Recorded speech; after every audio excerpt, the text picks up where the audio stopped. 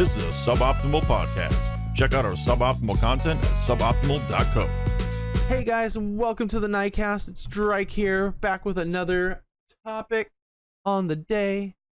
Today we're going to talk about direction and how to stay a little focused on what you're doing. And as I'm talking with Rocket Man here in chat, distractions. Yes, I'm really good at that. I'm really good at self-distracting, and I'm really good at lack of direction. I feel right now, like with my personal career, doing IT, I feel a lack of direction. I was able to get the job I wanted. I got a small shop, my own department, everything. I was managing it. I got to do all the things. I got to own everything. I got to make my budget. I got to pick the projects I wanted. I got to do all of it.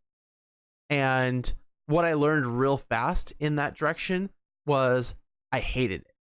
And so during my personal career journey, I've come to a point in my personal career where I've kind of like lost direction.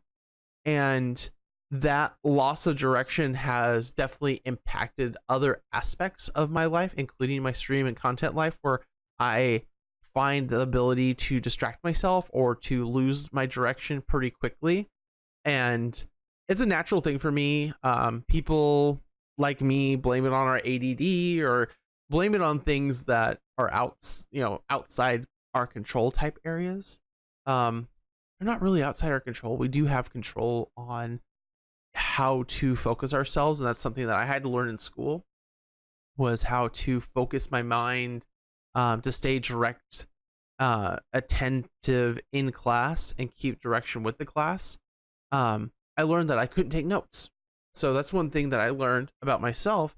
If I take a class and if I take notes, I become distracted in the writing process of the note, and I don't hear what the teacher says anymore, and I lose contact with the class, and then I start distracting myself, and so I don't stay on topic, and I get distracted with it and into a different direction.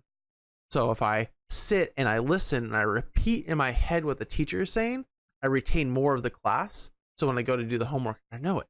So I know there's ways for myself to stay focused, stay on direction, but when you have something like what I've experienced with the job, is that I learned that the direction I was headed is not something I actually want after I obtained it. And I have had to backpedal a bit and go into a different direction. So that's what I'm searching for right now is what is the other direction with my goal of my career? Where is that IT career going? And I don't know yet. I'm researching multiple pathways going forward on that. But the problem I'm finding is the mentality state I have from that loss of direction in one aspect has negatively affected my mentality on a lot of different things. Recently, I also lost one of my animals. Beginning of the year, we lost our dog due to illness. So this year, 2019, has been a lot of distractions in life and a lot of loss and a lot of headspace change for me. I found out I hated doing what I always thought I was going to do as a career. There was a lot of loss with my pet life, that me and my wife have had that cat since we started dating.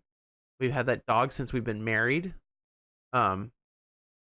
So there's a lot of long-term life direction got changed. And so I am now discovering what is the new direction of life. Content management has been an interesting idea for me, because like social media arrangement, different types of social media interaction has been something that I've been kind of looking at and listening to a little bit. I've been looking at IT security, which is adjacent to my current field. I've looking at restaurants, tourism, just like things that are completely different directions. So things that have been in my head for years. Like I've always had this idea in my head of, opening a restaurant or pub or food place or food cart or, buying a motel and taking over a motel or hotel. Um, these are all things that have lingered in my head that have said, hey, maybe you could try this if you didn't know what you were doing. You didn't have that direction.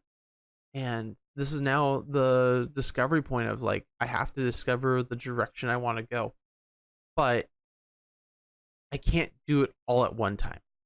Doing it all at one time would be too much upheaval in my life because I'm the major single income in my family. My wife does make a little bit of money, but for the most part, I'm the income that pays all the bills. I can't do that to my family. I have a daughter that's happy in school, so we can't move. We gotta stay in this school. That's the one thing I always want to do is I want to stay in this school because that is the most important thing for me to provide for my kid. That's something I didn't have as a kid. I didn't have that single school my entire life. I didn't have that single set of friends. I moved quite a bit and lost contact a lot along the way with the different kids that I knew. So I am working towards solidifying my new direction in life, but keeping intact the aspects of my life that I really enjoy. My family. I have to keep that aspect on the pathway that I want to keep there. For my daughter to stay in the same school, so she doesn't have to, be impacted, and keep my family's way of life the way it is. I don't want to lose that. So, right now, I am stepping back on what I do and where I've gone. And I'm trying to look at the direction that I've taken and learn from the past, learn from what I've done, and try to see what are the aspects along my path that I have enjoyed, that I have really liked, and try to find that joy again. Like, what was the things that really made me happy in my career? And I want to apply that going forward again and try to help me determine the right direction instead of the mind goal of what was in my head and pursuing this path into my future that I just always had in my head that I was going to go into management. I was going to own my own department. I did that. And it was miserable. Like managing up to a company owner that had no real idea of what technology is, especially since it like drove and motivated his company. I can't do that. That's just not me, and that made me absolutely miserable. So I have to figure out what it is that made the fun in the job and pursue that again. I think that goes the same for content creation, is that if you are on a pathway of growth or a pathway of a certain type of content, and you come to the point where you're on burnout and you're tired and it's just not feeling fun and your community doesn't like it, you have to reevaluate the direction you're going.